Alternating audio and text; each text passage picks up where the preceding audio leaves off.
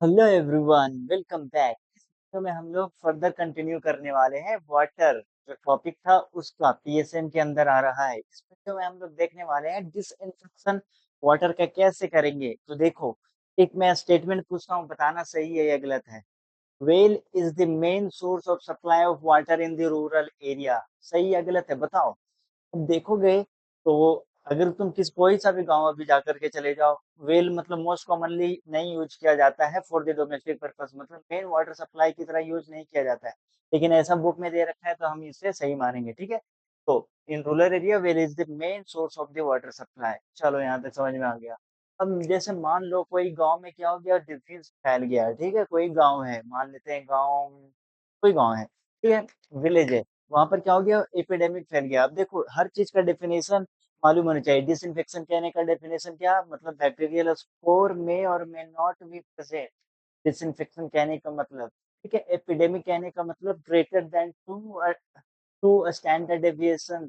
मतलब एपिडेमिक कब बोलेंगे, sudden rise in the number of the cases greater than two standard deviation, या फिर greater than 80% of the expected frequency, उससे हम लोग बोलते हैं एपिडेमिक्स। तो ये एक एक चीज डेफिनेशन याद रखना। तो एक गांव है, वहाँ कौन सा डिजीज फैल चुका है, जैसे कोलरा हो गया, गैस्ट्रोएंटेराइटिस डिजीज क्या हो गया है, एपिडेमिक हो चुका है। तो अब उस समय तुम क्या करोगे, एक एपिडेमियोलॉजिस्ट हो, है ना। तो उस समय क्या करेंगे, जितने भी वाटर के सोर्स रहेंगे उसे हम लोग क्या करेंगे, ये सब वाटर बॉर्न डिजीज थे ना, है ना। तो हम डिसइंफेक्ट करने की कोशिश करेंगे। कैसे डिसइंफेक्शन करेंगे, जहां भी देखेंगे वाटर का रिजर्वायर, जहां भी देखेंगे कुआं है, तो उसे क्या करने की कोशिश करेंगे, डिसइंफेक्ट करने की कोशिश करेंगे। बहुत बढ़िया, ठीक है।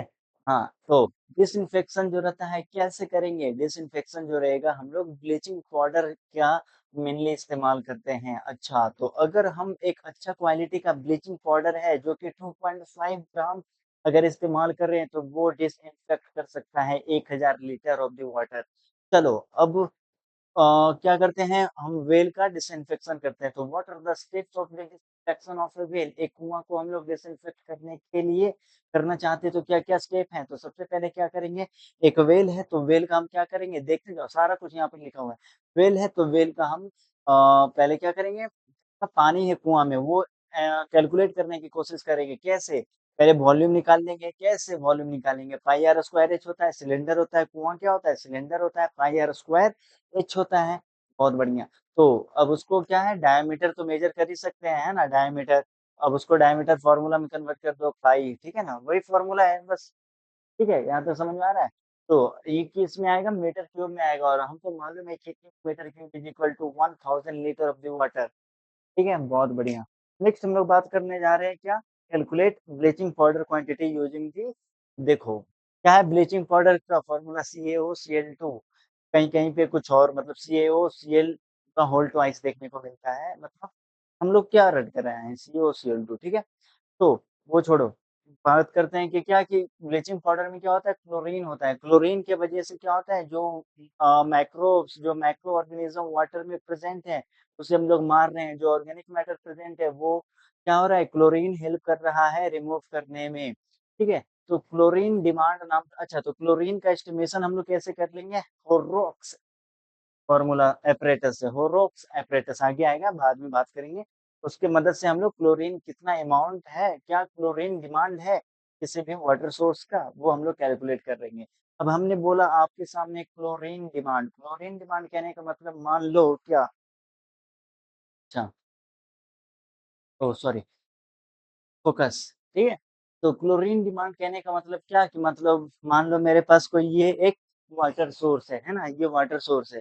अब इस वाटर सोर्स मान लो ये जैसे इन्फेक्ट करना चाहते हैं क्लोरीन से, ठीक है। तो क्लोरीन डिमांड कहने का मतलब क्या, वह अमाउंट या वह quantity of chlorine which is required to disinfect this water source, उसे हम लोग बोलेंगे क्लोरीन डिमांड।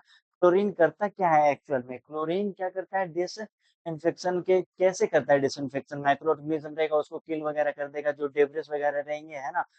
तो क्या, मतलब रिमूव करने में, डेब्रिस कहने का मतलब बहुत लार्ज वाला डेब्रिस नहीं, स्मॉल स्मॉल जो बायोलॉजिकल कंपोनेंट रहेंगे उसे रिमूव करने की कोशिश करेगा, उसे हम लोग बोलते हैं क्लोरीन डिमांड। कितना टाइम हो चुका है, 5 मिनट हो चुका है, ठीक है। नेक्स्ट हम लोग बात करते हैं अमाउंट ऑफ द क्लोरीन, वो होता है क्लोरीन डिमांड। अच्छा, अब एक है क्या, criteria for the identification of the क्या प्रॉब्लम हैबिटेशन कहने का मतलब क्या? मान लो आप किसी एरिया में रहना चाहते हो, तो आप किसी एरिया में क्यों रहना चाहोगे? मतलब क्या वो एरिया रहने लायक है या नहीं? वो डिपेंड करेगा क्या वाटर सोर्स के ऊपर, क्या वहाँ का जो वाटर सोर्स है, ठीक है ना? वाटर सोर्स जो है, मान लो आप प्लेन कोई मतलब कोई ऐसा एरिया जहाँ कोई नहीं रह रहा हो, आप चाहते हो कि वहाँ पर जाके हम क्या हो जाएँ, शिफ्ट हो जाएँ। तो आप क्या देखोगे? मतलब हर चीज़ अवेलेबल है कि नहीं, ट्रांसपोर्ट, खाना-पानी ये सब देखोगे कि नहीं देखोगे? तो जो आप मेन चीज़ क्या देखोगे वाटर सोर्स। अगर वा प्लेन एरिया है, ठीक है?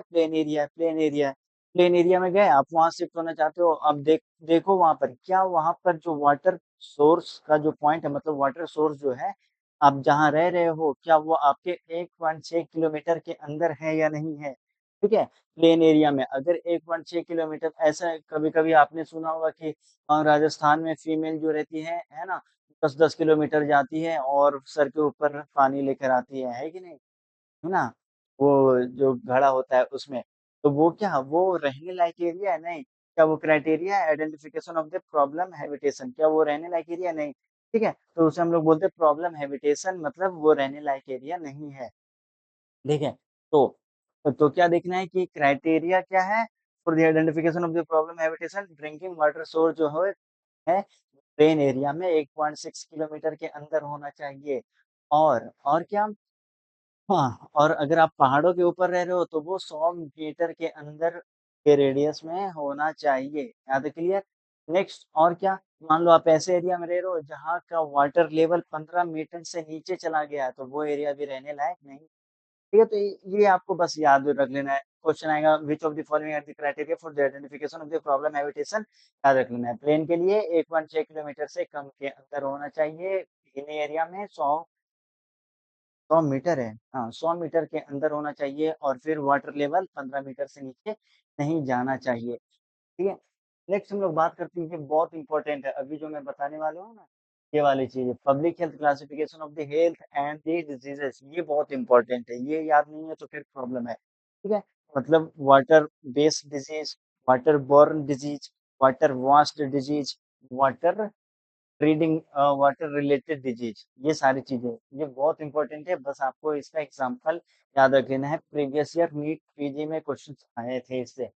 पहले हम लोग जानते हो वाटर सप्लाई जो प्रोग्राम था जो हम लोगों ने पहले देखा था कि अर्बन एरिया के लिए पर डे कितना डोमेस्टिक पर्पस के लिए कितना 150 से 200 लीटर ऑफ वाटर चाहिए एक आदमी को है ना और फिर रूरल एरिया गांव वाले एरिया में कितना चाहिए 40 टू 80 लीटर वाटर चाहिए और एक बात और है कि एक हैंडपंप से कम 200 मतलब एक हैंडपंप 250 लोग को वाटर सप्लाई कर रहा हो ठीक है वाटर नीड का फुलफिल कर रहा हो। ऐसा नहीं कि एक हैंड पंप है, जैसे डॉक्टर की कमी है इंडिया में, है ना? एक डॉक्टर पे कई सारे पेशेंट हैं, ऐसा नहीं होना चाहिए। उसी तरीके से एक हैंड पंप पे 250 पॉपुलेशन 250 पर्सन से ज़्यादा नहीं होना चाहिए। यस, अब यहाँ पर क्या है public health classification of the health and the diseases मतलब हम लोग क्या है डिजीजेस का तो क्लासिफिकेशन करेंगे जो वाटर रिलेटेड डिजीज होंगे तो आप समझ लीजिए इन सब में थोड़ा सा डिफरेंस है वाटर वाटर बॉर्न डिजीज किसे बोलेंगे water relate water vast disease किसे बोलेंगे वाटर बेस्ड डिजीज किसे बोलेंगे और वाटर क्या ब्रीडिंग के लिए कौन सा है वाटर रिलेटेड डिजीज़ किसे बोलेंगे, ठीक है? तो ये सारी चीज़ें एक-एक करके देखते हैं। सबसे पहले क्या वाटर बॉर्न डिजीज़ मतलब कंटामिनेटेड वाटर जो है वाटर सप्लाई क्या हो गया कंटामिनेटेड हो गया किसी बैक्टीरिया से, फंगाई से, है ना? तो वो क्या कहला और उससे किसी पर्सन वो और वो पर्सन मान लेते हैं मैं ही कोई पर्सन उस वाटर का कंज़्यूम किया, ठीक है? Contaminated food and water food क्यों? वाटर आएगा ना। कंटामिनेटेड वाटर का कंज़म्पशन किया है तो उसे और उससे डिज़ीज़ हो गया पर्सन को तो हम लोग उसे बोलेंगे क्या वाटर बॉर्न डिज़ीज़। क्या-क्या आते हैं? टाइफाइड वीडियो बना चुके हैं, कोलेरा पे भी वीडियो बना चुके हैं, पोलियो वीडियो बना चुके हैं इस पे, इंटेराइटिस, ठीक है? ये हो गया और फिर हेपेटाइटिस भी और डायरिया भी ये सब क्या होते हैं समझ में आ गया ये सब वाटर बॉर्न डिजीज होते हैं नेक्स्ट है वाटर वॉश डिजीज जैसे हम लोग क्या बोलते हैं scarcity disease water scarcity disease कहने का मतलब क्या पानी की क्या है कमी चल रही है, किल्लत चल रही है, तो क्या होगा आप हाइजीन प्रॉपर तरीके से मेंटेन नहीं कर पाओगे। जब प्रॉपर तरीके से हाइजीन मेंटेन नहीं करोगे, ठीक है ना? आपके हाथ में क्या रहेगा जर्म्स वगैरह रहेंगे, उससे आपको डिजीज़ होगा। कौन-कौन से डिजीज़ देखने को मिलते हैं? नाम बताइए?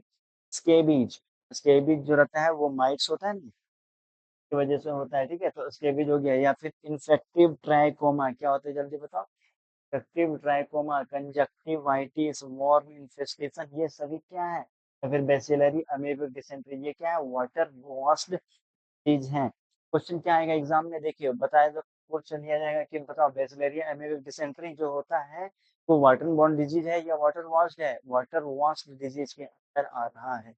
नेक्स्ट हम लोग बात करते हैं वाटर बेस्ड डिजीज़ क्या दिख रहा है?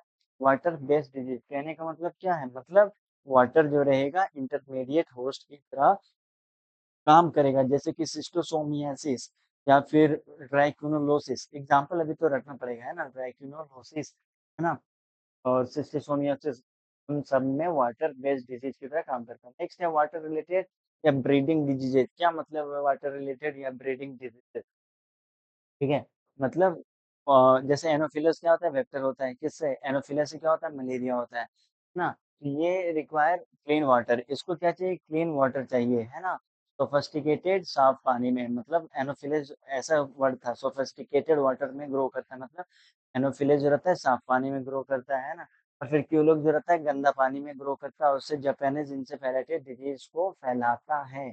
और नेक्स्ट जो है एडिस, डेंगू, चिकनगुनिया ये आर्टिफिशियली कलेक्टेड वाटर जैसे कि यहाँ पर कूलर है ना? एक्वेरियम है, उन सब में क्या करता है अपना वो ग्रो करता है, अपना लार्वा देता है, वाटर रिलेटेड या ब्रीडिंग डिजीज़ेज़ प्रॉन ठीक है? तो ये सारी चीज़ें क्लासिफिकेशन हो गई कंप्लीट। नेक्स्ट वीडियो में हम लोग बात करने वाले हैं वाटर का जस्ट कि जैसे कोई वाटर है ना? इसका क्या मतलब इसका क्राइटेरिया और स्टैंडर्ड क्या है कि मतलब ये नेक्स्ट वीडियो के पार्ट है ना? कि ये पीने लायक है ना? मतलब इसका क्या क्राइटेरिया और स्टैंडर्ड है, से हम लोग अगली वीडियो में बात करेंगे। तो वीडियो पसंद आया हो तो लाइक, शेयर एंड सब्सक्राइब और ये पीजी में भी आ सकता है क्वेश्चंस मिलेंगे हम आपसे अगले वीडियो में। Thanks for watching this video. Screenshot लेना चाहो तो ले लो। चलो 1, 2, 3, 4